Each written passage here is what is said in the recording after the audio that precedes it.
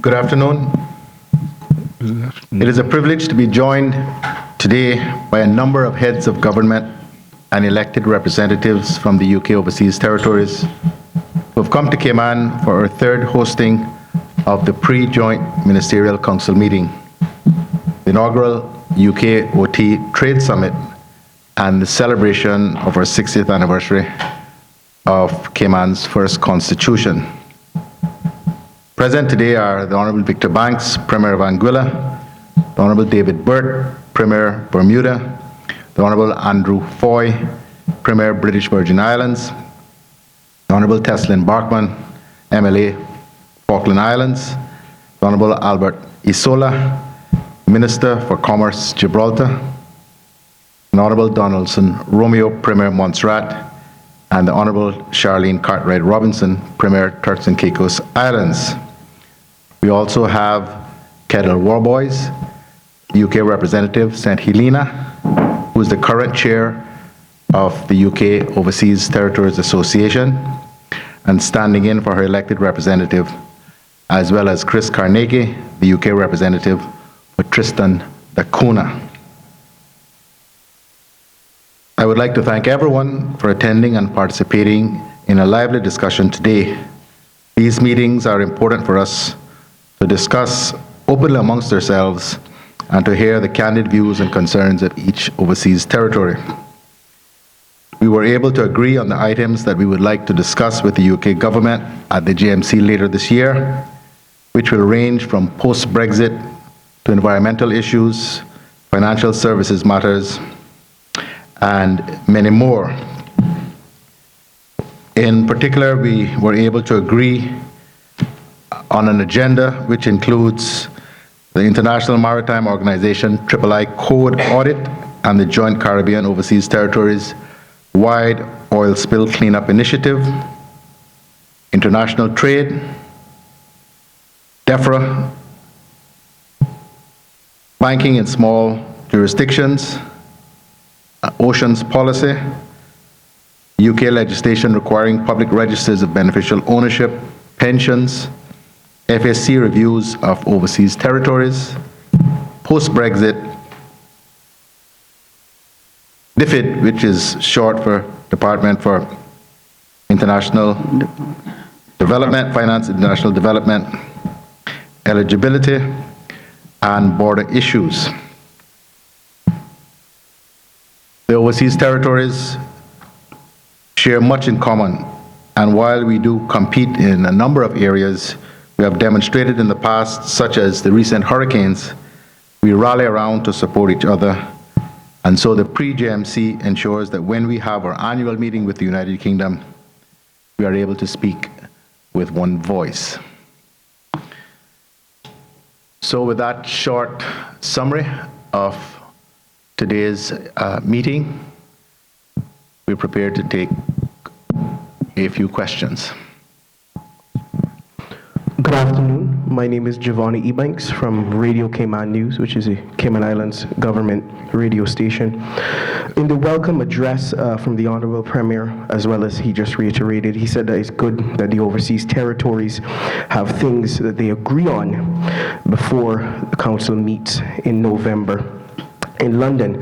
Do you feel that common ground was met on issues today? And if so, could you say a little bit about what those issues were? If not, could you explain or shed some light as to what is causing the difference of opinions and how we can resolve that? But I'm afraid that must be for the rest of you.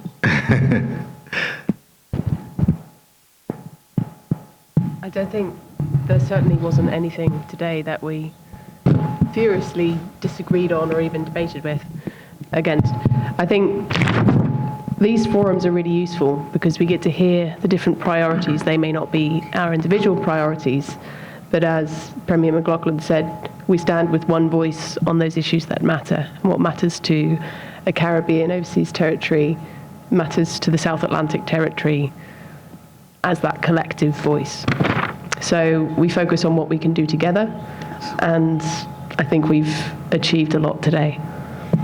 I think we continue to get better at collaborating on issues that impact us as overseas territories in our region. And one of a clear indication of the fact that we are getting better came as a result of in the aftermath of Hurricane Irma and Maria that struck our territories. And the Honorable Premier of Cayman took a leadership role in putting together, funded by the Cayman Islands government, a conference where we sat together and came up with a strategy to get an effective and efficient response from the UK government as to how we will be able to navigate through the challenges that came as a result of those very disastrous hurricanes. And we were very successful as a result of that enterprise. And as a result, we believe that this is a model going forward. And in the discussions today, one of the things that came out most clearly was that we have got to collaborate on issues even though they do not affect us because we have strength in numbers. There is an attitude when we deal with the British government from time to time that we get divided on issues. I'm not going to say that they divide us, but we get divided on issues because there are times when we are so caught up in issues that impact us as territories directly. And you know, we have scarce resources, and the consequence, those resources are challenged by the various demands that we have. We get caught up, and as a consequence, we don't always support each other. The meeting today, I think that we came to a consensus that that is an approach that we have got to adopt to collaborate and taking these issues forward. And this has been very, very successful. Good afternoon, James Whitaker from the Cayman Compass newspaper. Just wanted to ask briefly about the Foreign Affairs Select Committee report.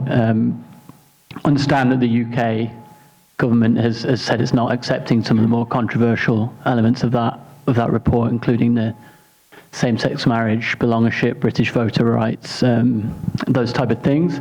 But is there any concern that those issues will resurface in a new configuration of government, for example, under new Conservative leadership or after a general election with a Labour government? Any concern about those issues coming back up again, and any discussion on what the territories collectively can do to prevent those ideas from developing and getting momentum?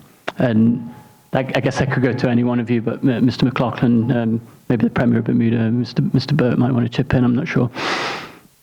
Well, James, I think you know my view already, so you can get the views of some of the others. Time to see, Mr. Whitaker. What I would say is that clearly there is, you can never predict the future. The United Kingdom government is rather, and I don't want to call it unstable, but between what you would say, between leaders of the Conservative Party dealing with matters of Brexit, which has seen considerable rebellion from both sides of the political divide. And the persons who are on the Foreign Affairs Committee now, even though they may not be members of government, may very likely be members of a future government. Though Bermuda has a different constitutional position than the rest of the other overseas territories, we have been forceful in stating and taking a collective position, whether or not that's at our formal JMC meetings or others, that we will stand with all other overseas territories to ensure that their right to be self-governing and to make their own rules and their own laws are upheld. And that is the position of which Bermuda will continue to take. And I think that's the position that all of us will continue to support. There are many different issues that we deal with, but at the end of the day, if there is an issue that is affecting Falklands or an issue that's affecting Montserrat, we have to stand united to make sure that our constitutional arrangements are respected by the United Kingdom. And it's sad that there's seemingly the level of engagement on this report, as I heard from some of our colleagues today, was very low. And to see persons who don't necessarily have the familiarity reverting to a position of where we thought was long gone, of where it seems as though Westminster feels as though they can dictate to overseas territories, is certainly a dangerous development. But as we note, this is a committee. The government has taken a position. We will wait to see what happens in a future government. But I think there's one thing that is for certain, that all overseas territories are united to protect their constitutional position as it stands. I'll chime in here because neither of the issues are, sorry? Pull it forward. Okay, it's good now. Yep. Neither of the issues are new to Turks and Caicos. So I think I can prophesy and say it will come up again sometime. I do recall when we had the white paper sometime in 2000, same-sex marriage came up. We had a by-election in 2003 in Turks and Caicos, an enlargement of the franchise came up. Again, it came up in about 2006 when we were negotiating our 2011 constitution on how we can widen the franchise. So it continues to come up even in the near 20 years. So I suspect it will come in one form or another. And the position, as I agree with Premier Burt, is a matter of constitutional overreach and respecting territories' rights to choose how they want to govern, how they want to grow their countries, who they want to run in their elections, and certainly their culture and their religious beliefs, which is entrenched in our Constitution. So I do suspect it will come back up as it has over the last 2 decades. Yeah, it should be up. What I might add until Premier Romeo fixes his microphone issue is that, if nothing else, this report did come as a slight bulking shock to see just what hadn't been absorbed from the evidence that the overseas territories, the subject of the inquiry, had submitted, just what had been missed out. And I think noting a territory even as small as mine, which is so rich in resource and has a large number of priorities and areas to work collaboratively with, not just overseas territories, but with the UK government, was completely left out of that report, is a shame. But if nothing else, we are now in a position where we can look to build upon this. Yes, it's a disappointing outlook from the few MPs who sit on the Foreign Affairs Select Committee, but it gives us an insight into the areas that Westminster have a distorted view of overseas territories that we can help inform and correct. And that will help us going forward to ensure that issues like this around, particularly in the Falklands case, the belongership issue was probably the most controversial. If you're talking about giving UK citizens the right to vote in a population of 3,000, of which you could very quickly have a population of UK citizens who don't know the country's and the territory's needs or priorities, or indeed care about the long-term survivability of the economy, could distort a lot of that territory's progress and future. So it gives us an area to be able to communicate better with Westminster, directly targeting some of those misinterpretations, if nothing else. In short, what I'd like to say is that the issues such as beneficial ownership and same-sex and other similar matters are driven by lobbyists, strong lobbyists in the UK, constituents driving politicians to maintain their votes. And that I expect to continue. That won't change. What needs to change and what needs to continue to happen is where, as representatives, we do the same, in that we represent the people and our beliefs and insist on them, and our right to self-determination and to form our own laws. I don't think there's much of an argument against the democracy that we fight for, just as they themselves want to fight for. And the whole issue of Brexit has come about because of that. So we have just the same right as they have, and we need to insist on our right to self-determination, and our people need to support us in this regard, our media and all.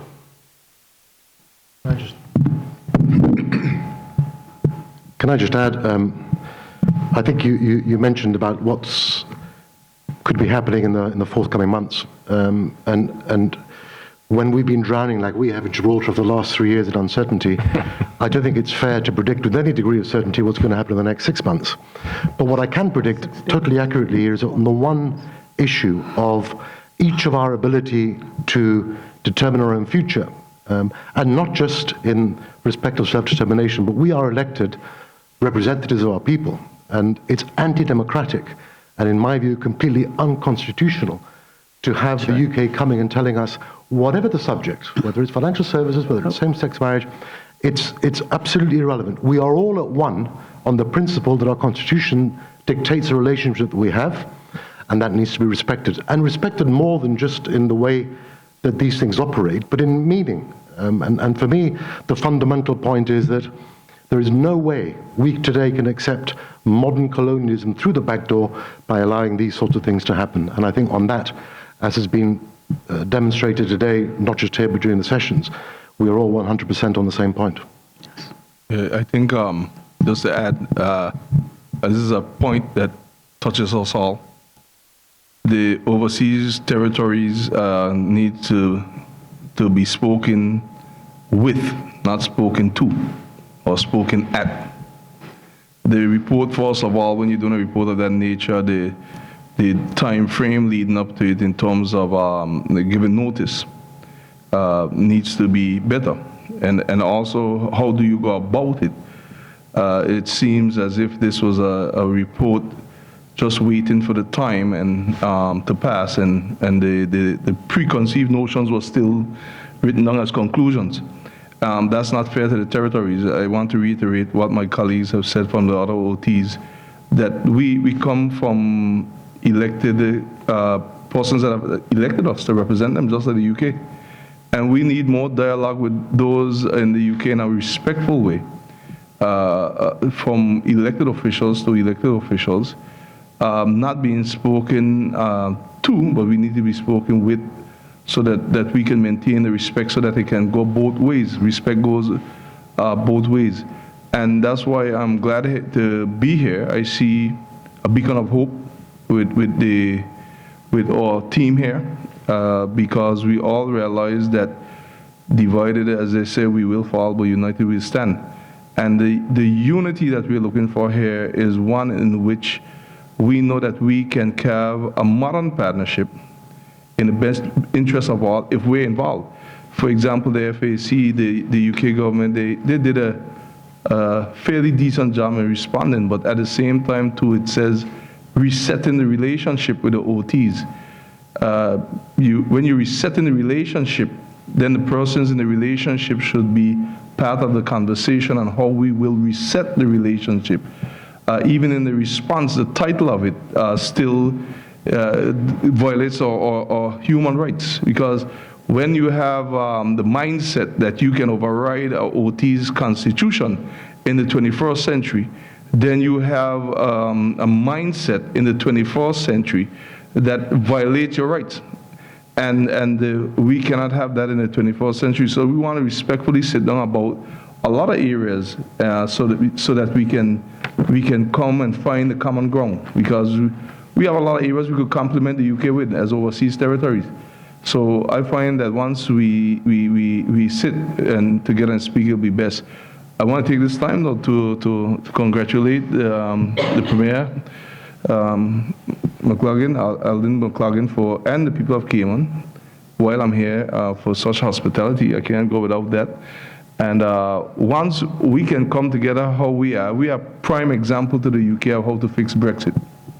Can I add a little footnote to the discussion on the FAC report, just as an example of how very eccentric that report was. So Tristan da Cunha is a tiny island of 250 people in the South Atlantic. We're linked constitutionally with St. Helena and Ascension Island. Our chief islander travelled to London to give evidence to the committee.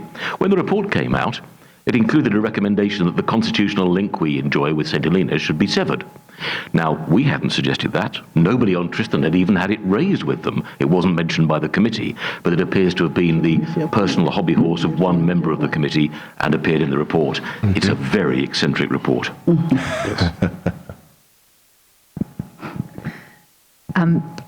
Hello, Wendy Ledger from Cayman News Service and Online Media. My one question really is Brexit.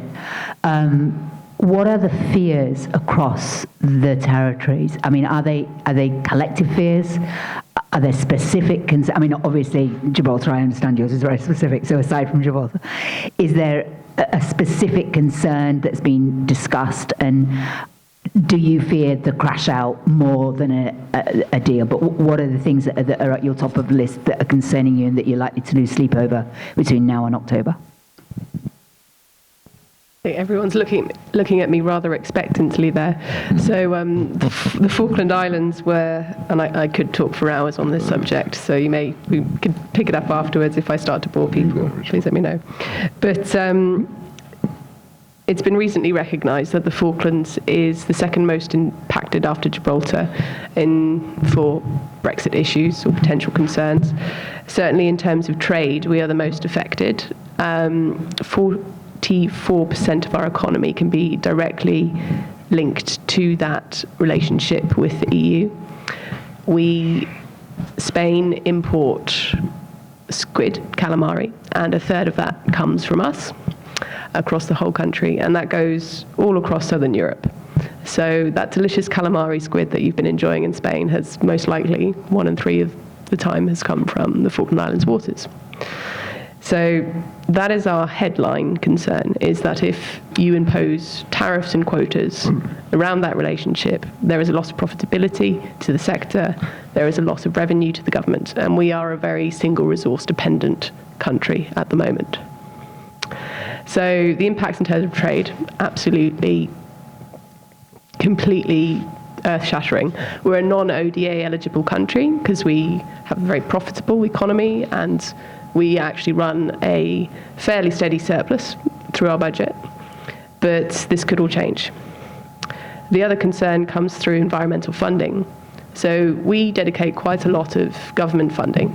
Depending on how you calculate it, it could be between 8 and 10% of our FIG budget goes into environmental funding in one way or the other, whether it's through government research, subvention of NGOs, support through agriculture or marine science. There is a necessity to withdraw from the EU. Even though we did not get a vote in that decision, we respect that decision and we stand by the UK government. But if funding structures aren't replicated, and especially in terms of environmental for us, there is going to be a loss of research funding for our NGOs that also with this trade issue would be beyond our means to try and replicate.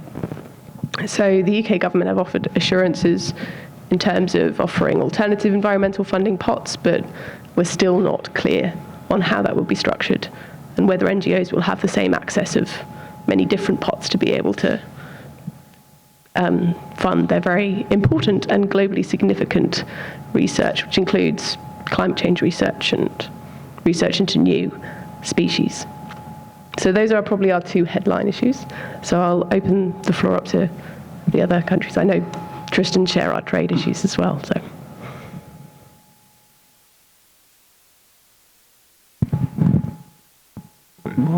I'll simply confirm that, again, Tristan is effectively a monoculture. As the Falklands exports squid, Tristan exports gourmet lobster. And the deal that the overseas territories have, and it's true of all the territories, is that they can currently import free of tariffs into the European market, the EU market. Our concern is that that will fall away post-Brexit. Similarly, Tristan does access some of the European Development Fund monies for vital infrastructure. And although Her Majesty's government has promised to underwrite that in respect of any monies already promised, we really don't know what happens after the current round of funding ends. And we've been waiting a long time for those answers. And when we ask the question, we get told, we hear what you say. Well, I think that there are common issues. And first of all, we are, by virtue of being overseas territory of the British government, we are European citizens. And there were opportunities that were available to us as based on that relationship, a much wider source of jobs and business opportunities and for our people, as well as the resources that, for assistance that come from the European Development Fund and the European programs generally.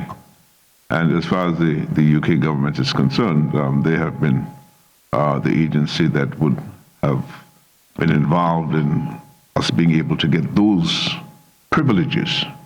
And to the extent that they are not a part of Brexit, to that same extent we are deprived of those opportunities. And the question arises, as was pointed out by my two colleagues, I mean, how will the British government respond to those issues after Brexit?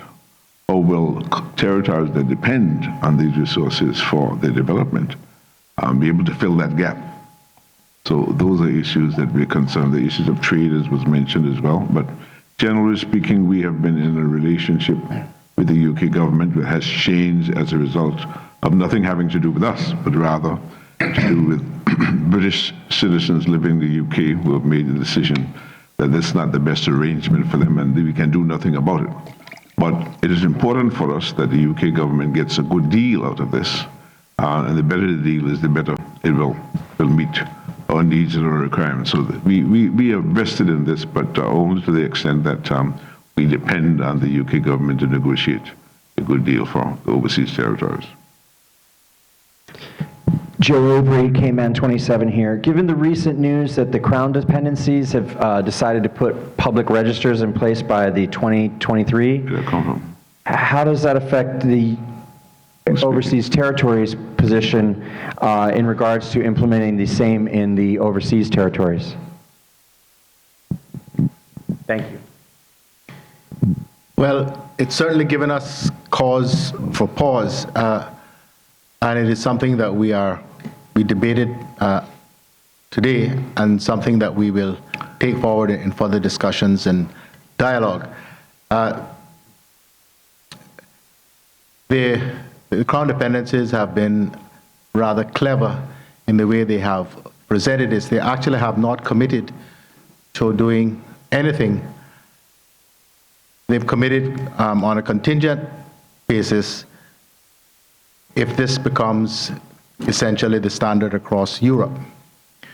So those are factors I think that we will consider ourselves as overseas territories over the next little while before we actually take a position. But to this point, up to this point, I think the common position of the overseas territories who are involved in financial services is that when public registers of beneficial ownership become a global standard, That's right. we are there. Until then, we will continue to resist. We worry, obviously, about regulatory arbitrage and business migrating away from jurisdictions such as ours to those that do not have this as a standard.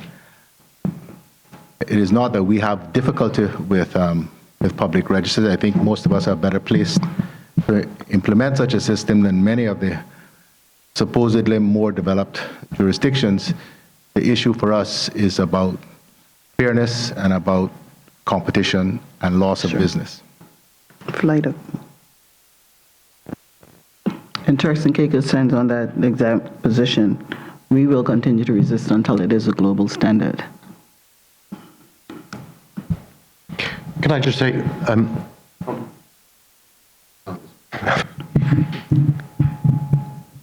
from the only jurisdiction that doesn't have to think about it, because it's been forced upon us, obviously, by being part of the European Union, and having watched and observed the position today amongst our colleagues from across all the overseas territories, I think it's not unreasonable to request a level playing field. And really, that's all that is being asked for, because as Prem McLaughlin has absolutely rightly said, if everyone does it, well, of course, EOTs will happily do it. But what you can't expect is for jurisdictions to be at the front end of what is a testing time, where competitors, some of which happen to be, and we all know this in the United States, can carry on happily doing what they're doing without these territories and these jurisdictions having a real say in how their own affairs are being dealt with. So for me, the level playing field is the critical point. And I sympathize entirely with everything I've heard today. I just wish I was in the same position that we could also have a discussion about it, but we can't. I'd simply like to say that while Montserrat does not depend on financial services to any degree that's worth worrying about, we stand on the issue of being against imposition, whether it's beneficial ownership, same-sex marriage, or whatever. Imposition is what is being proposed. So we stand with our territories, sister territories, who are affected seriously. In my country, there's a phrase that says, today for me, tomorrow for you. And in that regard, I'm counting on all of us sitting before you to always stand with those, whether it be one or two, or most of us who are affected in any way possible. Well, for BVI, it's clear that for us being a heavy player in financial services, that we have already made a stand that we are also going to wait until there's a global standard. But at the same time, with getting the playing field, we just want to make sure for everyone, all the OTs, and we're glad that we're all standing together on these different issues. It's very important.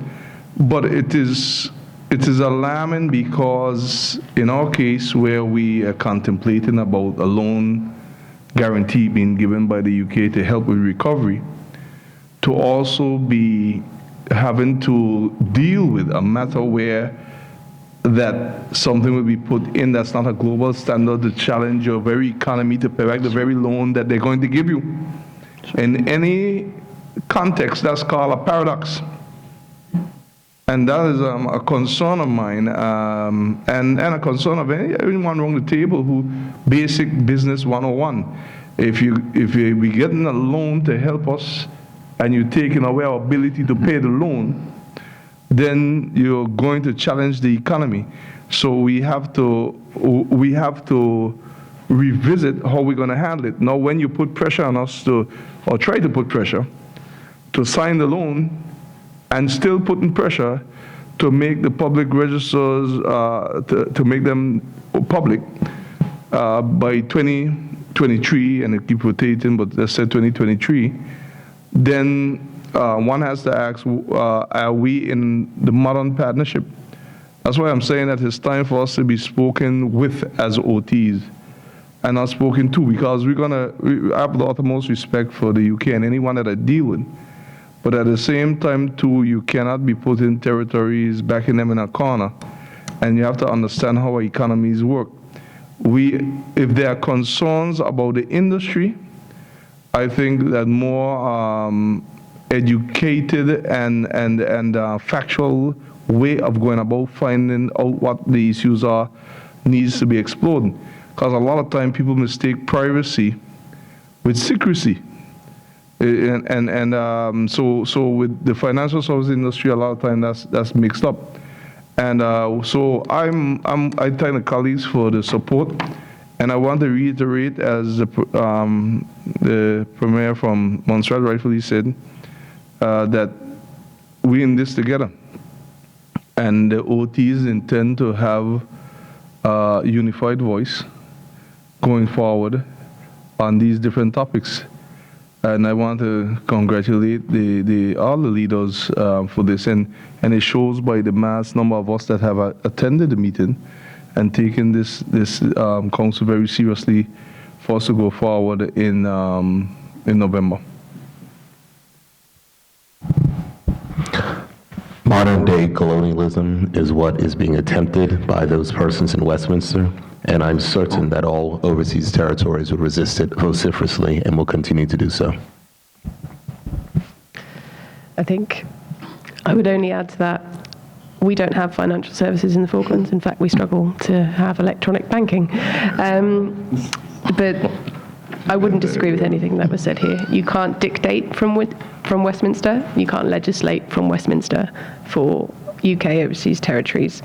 But you also have to realise that we aren't all large territories with, larger populations than 3,500 like mine. We don't have a public register ready to publish. We have to redirect limited resources from a department which has only a few people away from welfare legislation, childcare legislation, priority pieces of work to implement something that isn't relevant, that we have to start from scratch. And this was raised throughout the FAC process, but again, unfortunately ignored, that these things can't happen at the snap of a finger, even to tick that box. It's a smaller concern, but it shows a bit of a lack of understanding as to what the priorities really are in our territories.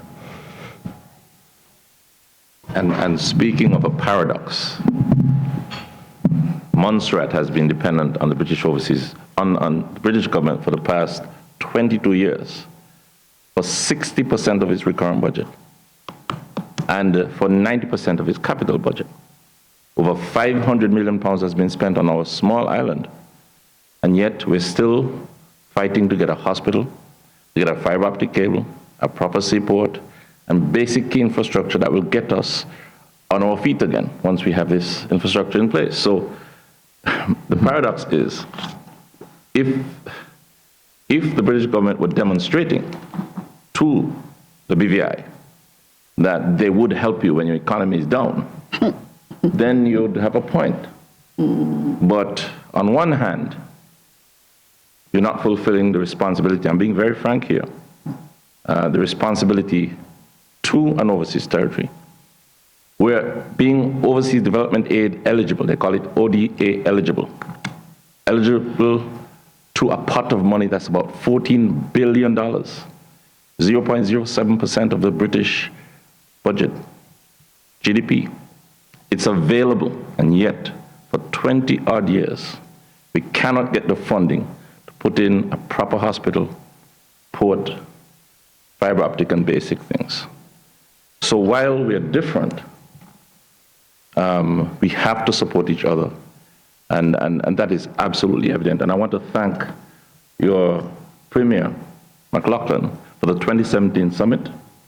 It reaped us some good results. We met the Prime Minister as a result, all of us as leaders. And out of that came some very positive changes. But as I said it before, we have to continue in that vein and demand the respect as leaders of overseas territories with a right to self-determination in every effort, every opportunity. I think I just needed to not clarify, but to really state that most of the overseas territories, all overseas territories, don't want to be a burden to the UK. Mm-hmm. I think if you ask us around the table, we say, look, we don't want to be a burden to the UK. But we want to make sure that we could sit down with the UK and as a group and say, let us find out how it can be a win-win for everyone.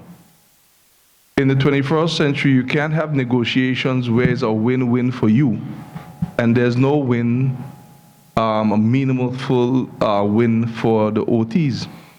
I just finished in our country since becoming a premier on February 25th, a reform of the immigration and passport. And we started one way, trying to regularize persons who were there for a very long time with residents and belongers. But as we kept speaking with the people, and it was a very heated time, they were able to say, well, all right, I see what you want to do, but what about putting in this section, which was third generation BVI landers now also to be able to get belongers. But that happens because we were speaking with each other. If I was speaking to them and just implement it, then that wouldn't be a democracy in the 21st century. Now everyone wasn't 100% happy with the end product, but everyone wasn't 100% angry neither. In terms of everyone got a win in it. And that's what negotiations does with mature persons around the table. It cannot be the mindset of all that we're going to speak to you and this is what it's going to be. So if the persons in the parliament who probably would have preconceived notions of us in the UK parliament because we are OTs and smaller in size, we're not smaller in hat. We're not smaller in intelligence. every single human being in the world have access now to tertiary education and the same access as anybody else. So each one of us are just as bright as the same level, PhDs, masters, doctorate, the same working experience as what is in the UK. So we need to sit down as mature people, and all of us are representing people. And I know if that is done with an honest heart, the UK will get a good win out of this, and so with each one of the overseas territories.